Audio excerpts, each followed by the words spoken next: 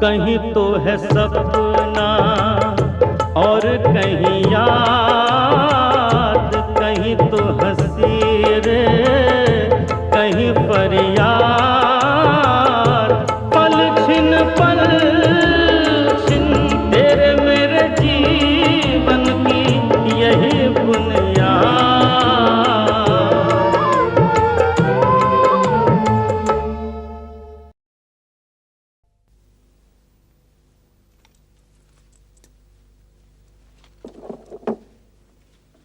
लीजिए डॉक्टर साहब। शुक्रिया। अम्मा माथुर साहब जी, भाई मैं एक बात बताइए सच्ची सच्ची ईमानदारी के साथ। हाँ हाँ पूछिए। ये विलायत में आपने डॉक्टरी वॉक्टरी पढ़ी भी थी या टेम्स नदी के किनारे बैठे बैठे सिर्फ घास खोदा किए थे? अम्मा इतने दिनों से मेरे दोस्त वृषभान का इलाज कर रहे हो और अभी तक उसके मर्ज पर काबू ही नहीं पा रही हो, हद हो गई यार। अजी हबीब मियाँ, बात दरअसल ये है कि लाला वृषभान को और कुछ नहीं, हमें फीस देने का मर्ज हो गया है। पिछले जन्म का कोई कर्ज होगा भाई तुम पे, जब ये रोग पीछे लगा है। अम्मा हम तो आपको पहले ही दिन इतना बढ़िया नुस्खा लिख के दे गए थे, आराम करो और खुश रहो। मगर ना तो आपसे आराम किया जा सके ना आपसे खुश रहा जा सके, तो फिर विलायत लौटता डॉक्टर तो घस खुद ही ठहरेगा। बेटे को देखने अस्पताल जा सकता हूँ? अजी आप कहीं भी जाइए, पर ऐसा कुछ न कीजिए जिससे कि आपके दिल दिमाग या जिस्म पे जोर देना पड़े, समझे? अच्छा तो मैं चलता हूँ। चलिए मैं आपको छोड़ देता हूँ। जी शुक्रिया। आइए। अब डॉक्टर ने कह दी है तो आप अस्पताल चलो बेशक, लेकिन जय बेचारे को कुछ मत कहना। वो वैसे ही बड़ी शर्मिंदगी महसूस कर रहा है। ये तो पूछता ही होगा कि शुगर मिल के बजाय गोपाल जी के बागीचे में क्यों चला गया? ये गोपाल जी मरा ही तो बिगाड़ रहा है हमारे जय को। तो जय बिगड़ी क्यों रहा है? बस आप इसी तरह जय पर बिगड़ने लगोगे अस्पताल में। वैसे तो बड़ी ही मुश्किल से आपकी तबीयत संभली है, फिर बिगड़ जाएगी। मैं जय का बाप ही नहीं, शुगर मिल का चेयरमैन भी हूं। इस नाते तो पूछताछ करनी होगी ना। उसकी जिम्मेदारी तो मुझ पर छोड़ दो वृषभान। हाँ, हबीब भाई पे डाल दो जिम्मेदारी। जैसे ये पुलिस में सारा मामला सलटाई आए हैं, वैसे यहाँ भी सलटा देंगे। ठीक है, तुम ही पूछ लेना हबीब, लेकिन एक गुजारिश है, मेरे दोस्त की हैसियत से मत पूछना, कंपनी के वकील की हैसियत से पूछना। लेकिन सतबीर मेरा बुरा क्यों चाहने लगा? श्यामलाल जी, वो तो बिल्कुल मेरे भाई जैसा है। अरे विभीषण हो या सुग्रीव, भाई फोड़े जाते हैं मेरे भाई। मगर सतबीर ऐसा क्यों करने लगा? अरे यही तो मैं तुम्हें इतनी देर से समझाने की कोशिश कर रहा हूं कि वो शिवलाल से मिल गया और इसीलिए तुम्हारे इंस्ट्रक्शन लेके मेरे पास आया ही नहीं। एक ही झटके में दोनों साफ कर दिए। लेकिन उसे क्या मालूम था कि मैं शुगर मिल पहुंच ही नहीं पाऊंगा। अब इस मामले में तुम अपनी तारीफ मुझसे क्यों करने को कह रही हो जेबी? बहरहाल तुम इतना समझ लो कि तुम्हारा प्रिंस ये जानता है कि लाला जी उससे नाखुश है, और वो ये भी समझ गया कि लाला जी शिवलाल की मुट्ठी में, इसीलिए वो शिवलाल के कदमों में जा गिरा। जय बेटे, आइए लाला जी। तेरे पापा आ गए तुझे देखने। जैसे ही डॉक्टर ने बिस्तर से उठने की इजाजत दी, सीधे यहीं आए।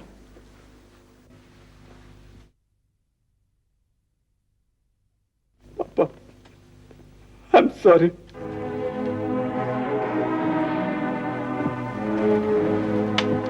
अब तक कुल मिलाकर कितने बार ये फिक्रा कह चुका मुझसे? मुझे पता है कि मैं नालायक हूं। मैं उम्मीद करता रहूं आप सबको। तुम्हें सचमुच पता होता तो अपने आप को बदलने की कोशिश नहीं करते? करता हूं पापा, अगर हमेशा क्या किस्मत दगा दे जाती है? वो तुम्हारी किस्मत थी जो लफंगे गोपाल जी की दारू पार्टी में चली गई। जिस समय एक्सीडेंट हुआ, गाड़ी तुम चला रहे थे या किस्मत?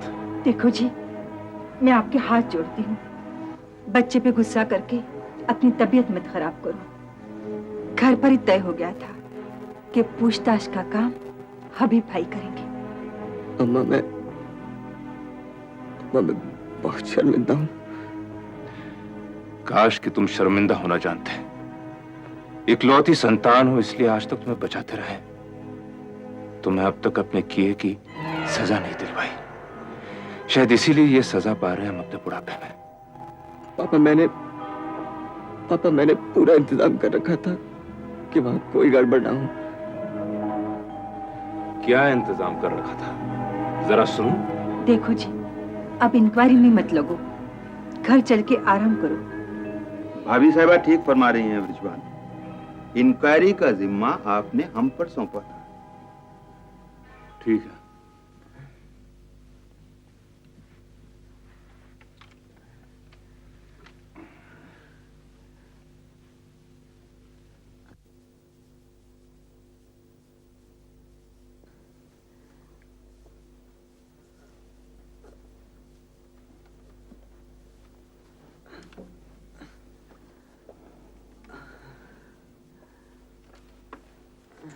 हाँ बखुरदार, अब हमें बताइए आप क्या हुआ था। क्या बताएं वकील साहब, ये तो बेचारा खुद अपने भोलेपन में मार खा गया। वो जो रिफ्यूजी लड़का इसने बड़े दफ्तर में रख लिया है ना, लाला जी की मर्जी के खिलाफ, वो ही कर गया चोट। वो कैसे? देखो वकील साहब, आप ये तो जानते ही हो कि जेबी आपके और मेरे जैसे लोगों का ट्रेन किया हुआ है। ये हर बात का दोहरा इंतजाम रखता है। तो इनने यही सोचकर कि अगर मैं किसी वजह से उस मीटिंग में ना पहुंच पाऊं, लाला जी के इंस्ट्रक्शंस की कॉपी अपने एक मेमो के साथ उस रिफ्यूजी लड़के को दे रखी थी कि इसे लेकर तुम मिल चले जाओ, और अगर मैं किसी वजह से वहां ना पहुंच सकूं तो श्यामलाल जी को दे दियो। मगर वो पट्टा तो शुगर मिल पहुंचा ही नहीं। यही बुनियाद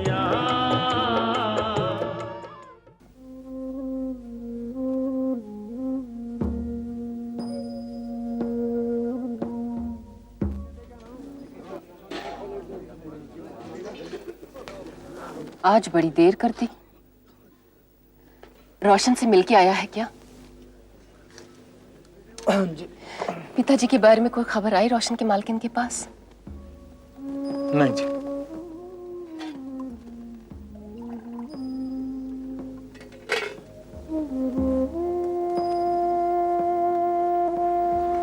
माताजी, इन कामों में वक्त लगता है, और आपको तो पता है कश्मीर में लड़ाई चल रही है। हाँ पता है पुत्र। इस तस्वीर से आपका प्यार बढ़ता ही जा रहा है। कभी कभी इंसान के लिए बस निशानियों का ही सहारा बचा रहता है। अच्छा माताजी, एक बात बताओ, ये वाले बुआ जी जो थे वो आपसे उम्र में बड़े थे कि छोटे थे? ये तो कभी तय हो ही नहीं सका। वीरा वाली के बारे में तो पता था कि सन 1900 में बैसाखी के अगले दिन पैदा हुई है, लेकिन मेरे जन्म की तो किसी को याद ही नहीं है। फिर भी मैं तेरे बुआ जी को अपने से छोटी ही मानती थी, क्योंकि ये तो मेरे से भी ज्यादा चंचल थी। आप इनके बारे में ज्यादा बताते नहीं हो। क्या बताऊं? चंचल किस तरह थे? हर तरह से। मेरी जब शादी हुई तो बोले, पिंडा विचो पिंड सुनिंदा ते पिंड सुनिंदा माड़ी, माड़ी दियां दो कुड़ियां आईयां, एक पतली एक पारी, पतली दा जो व्याह होया ते पारी रह गई कुंवारी, अप तेनू ले जाणगे जिन्हां नू लगेगी प्यारी, अप तेनू ले जाणगे जिन्हां नू लगेगी प्यारी, अप तेनू ले जाणगे। मोटे थे क्या? लगते तो नहीं है। मोटे तो नहीं थे, मेरे से भारी जरूर थे। गोद में उठा लेते थे मेरे को। और तेरे दफ्तर में बातचीत हुई आगे? हो तो रही है सुना, मगर मेरे को नहीं बुलाया। लोग तो बहुत डरा रहे हैं। क्यों भला? ना तो तूने मिल में हड़ताल करवाई, और ना तेरी वजह से तेरे जेबी साहब का एक्सीडेंट हुआ। माताजी, लोग कहते हैं वो श्यामलाल करके जो है ना, उसने मेरे को जरूर फंसवाना है। कैसे फंसवा सकते हैं?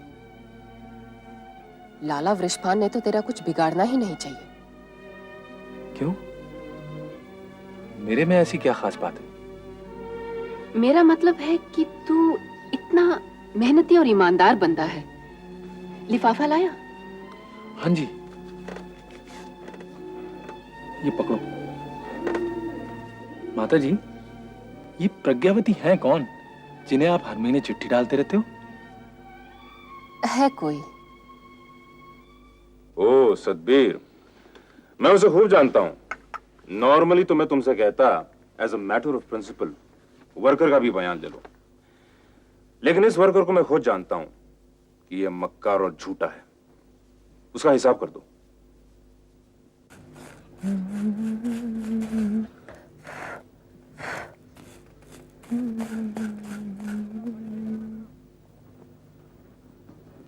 अरे वहां क्यों खड़ी है बबली?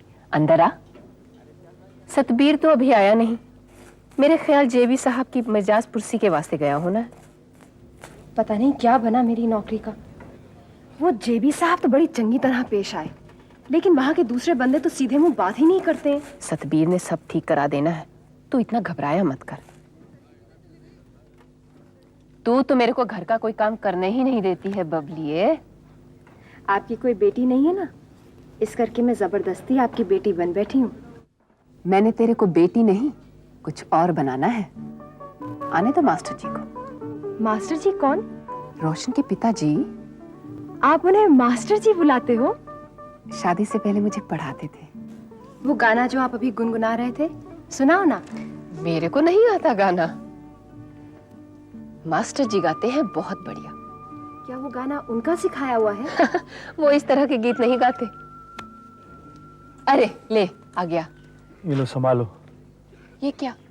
बबली के बहाली के कागज ले आया? अपनी बर्खास्तगी का और ये महीने की तनख्वाह। ये किस वास्ते?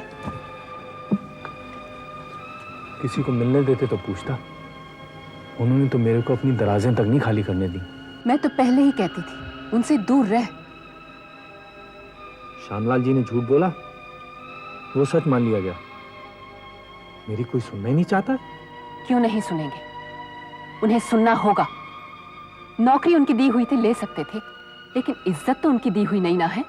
वो तेरे को बिना बात गैर जिम्मेदार और झूठा किस तरह कह सकते हैं? ये तो सरासर नाइंसाफी वाली बात है जी।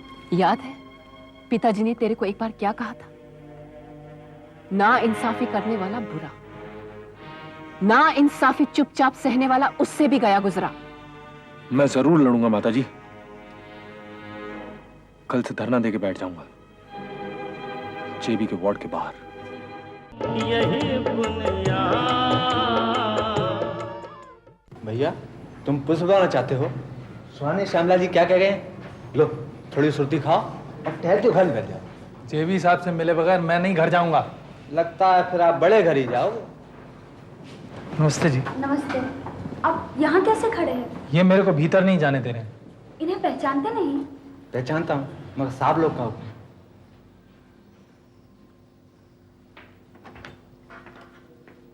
आओ आओ बेटी आओ, बैठो। अरे ये क्या ले आई? फल। किए का फल मिल रहा है जेबी को।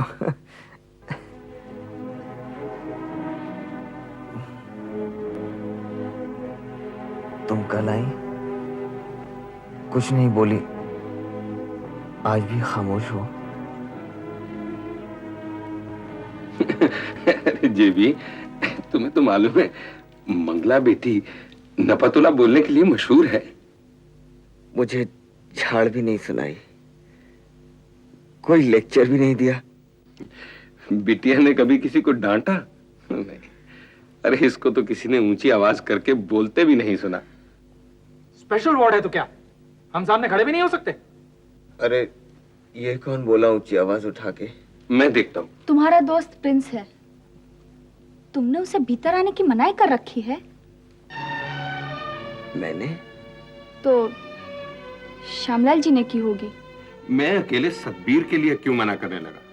मैंने तो ये कही थी कि सिर्फ घर वालों को अंदर आने दिया जाए। अगर मुलाजिमों को अंदर आने दिया तो यहाँ तो भीड़ लग जाएगी। जेबी साहब, जेबी साहब आप भीतर आ जाइए। आओ आओ प्रिंस, फुर्सत मिल गई। जी मेरा नाम प्रिंस नहीं सतबीर है। और मैं आपसे ये पूछने आया हूं जेबी साहब कि मेरे को किस कसूर पर नौकरी से बर्खास्त करवाया। श्यामलाल जी, ये क्या कह रहा है? पता नहीं जी, वकील साहब कर रहे थे इंक्वायरी, उन्होंने ही बर्खास्त कराया होगा। ये कैसी इंक्वायरी है जिसमें बंदे से कुछ पूछा ही ना जाए और उसे दूसरों के कहने पर निकाल दिया जाए? ये कौन होती जी बीच में बोलने वाली? नहीं, ये ठीक कह रही हैं। प्रिंस से पूछा जाना चाहिए था और अब मैं पूछता हूं। प्रिंस, मैं तुम पर भरोसा करके चला गया, पर तुमने वो कागजात श्यामलाल को नहीं दिए, क्यों? मैं देने गया, इन्होंने लिए नहीं। वाह, श्यामलाल ने मालिकों के कागज नहीं लिए। कोई यकीन कर सकता है इसकी बात पर? देखो, हम पुराने खानदानी लोग हैं, तुम्हारी तरह नहीं। क्यों? क्या खानदानी होने से भगवान हो गए? आप ही हमारे वर्गे मामूली इंसान हैं। भैया जेबी, ये तो बर्दाश्त के बाहर वाली बात है। ये मेरे भी बर्दाश्त के भीतर वाली बात नहीं है श्यामलाल जी। क्या आप मुझे झूठा कहकर मेरी नौकरी और इज्जत दोनों ले लें? अच्छा एक बात बताइए, अगर मैं शुगर मिल जेबी की चिट्ठी देने वास्ते नहीं गया था तो क्या मैं वहां की मक्खियां मारने वास्ते गया था? तुम वहां गए थे, इसका क्या सबूत है? आप DLH 735 की लॉग बुक मंगवा कर देख लो, शुगर मिल में पूछवा लो, या आप उससे पूछ लो, वो रांगनेकर, उसने भी मुझे वहां देखा था। श्यामलाल जी, ये क्या कह रहा है? बकवास कर रहा है, और मुझे ये देखकर बहुत तकलीफ हो रही है कि तुम इसकी बकवास को बहुत ध्यान से सुन रहे हो। आप अगर कागजात ले गए तो श्यामलाल जी ने किस वजह से उन्हें नहीं लिया? क्योंकि जेबी साहब आपके साथ मंदिर जाने की जल्दी में उन पर दस्तखत करके नहीं गए थे। दस्तखत तो सचमुच मैंने नहीं किए थे। देखो भैया, अस्पताल को अदालत बनाने से कोई फायदा नहीं। मैं तो तुमसे सिर्फ एक बात पूछना चाहता हूं, क्या तुम कंपनी के एक टेम्पररी वर्कर की बात को एक सीनियर मैनेजर की बात से ज्यादा वजन देते हो? ये तो तौहीन करने वाली बात है। तुम भले ही समझते रहो इसे अपना दोस्त, मैं तो ऐसे आदमी की हरगिज सोबत नहीं रख सकता जो तुम्हारी और हमारी जड़ें काटने के लिए दुश्मन से मिल गया है। ये माजरा क्या है? तुम यहाँ अस्पताल में बैठकर ये सब कैसे पता कर सकते हो? कहो तो मैं मौसी जी से कहूँ कि इस बारे में पूछताछ करें। अगर उन्होंने ये कहा है तो झूठ कहा है। अब ये उन्हें क्या गरज पड़ी हुई है झूठ बोलने की? मगर मैं शुगर मिल गया था जी, हो सकता है श्यामलाल जी ने उन पर झूठ बोलने के लिए दबाव डाला हो। सारी दुनिया झूठी है, सच का ठेका तुमने ले रखा है। तुम उससे आंख मिलाकर कह सकते हो कि तुम झूठे नहीं हो। जब मैंने तुमसे पूछा था कि जेबी साहब कहां हैं, तुमने क्यों बोला कि शुगर मिल रहा है? जेबी साहब की यही हिदायत थी। कभी आदत से झूठ बोलते हो, कभी हिदायत पर। मैं झूठ नहीं बोलता लाला जी। अच्छा, तो तुमको इसलिए सच्चा मान लिया जाए कि तुम्हारा नाम सतबीर है। वकील साहब, ये नाम मेरे पिताजी का दिया हुआ है। आप किसी भी लाहौर वाले से पूछ लो, उसने यही कहना है कि मास्टर हवेली राम के लिए सच से बड़ा कोई तप नहीं था। आर्य समाजी मास्टर हवेली राम? हाँ जी।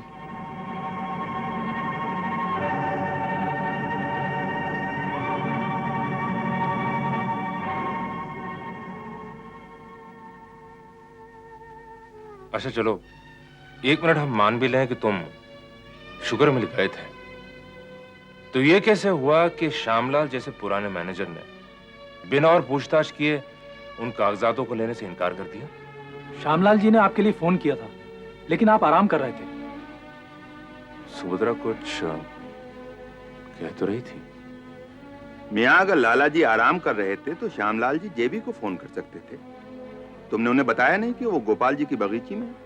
जी बताया, उन्होंने वहां फोन भी किया। किसी नीलोफर ने उन्हें बताया कि वो वहां नहीं है।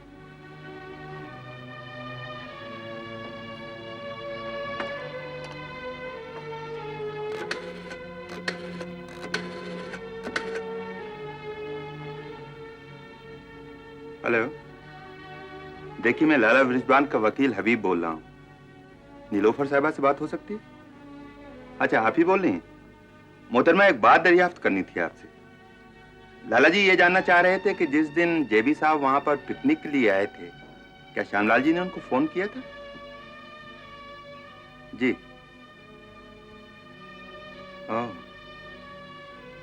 नहीं, बस ऐसे ही, शुक्रिया। श्यामलाल ने वहां फोन किया था, लेकिन नीलोफर ने कह दिया कि जेबी वहां पर नहीं है, क्योंकि जेबी साहब के इंस्ट्रक्शन थे कि सतबीर के अलावा उनसे और किसी से बात न कराई जाए। हबीब, तुम जरा अपने ढंग से पता करो कि कहीं श्यामलाल ने ड्राइवर वगैरह से झूठ तो नहीं बुलवाया? जी।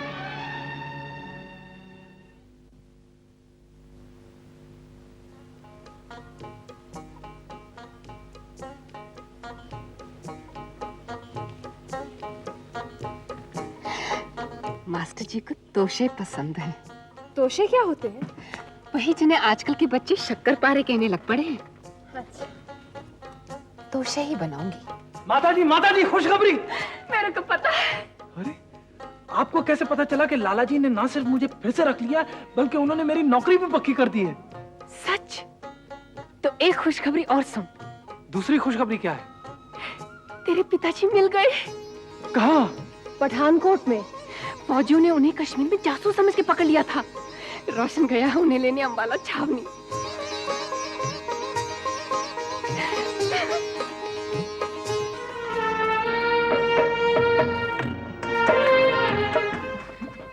माताजी, पिताजी आ गए। हाँ।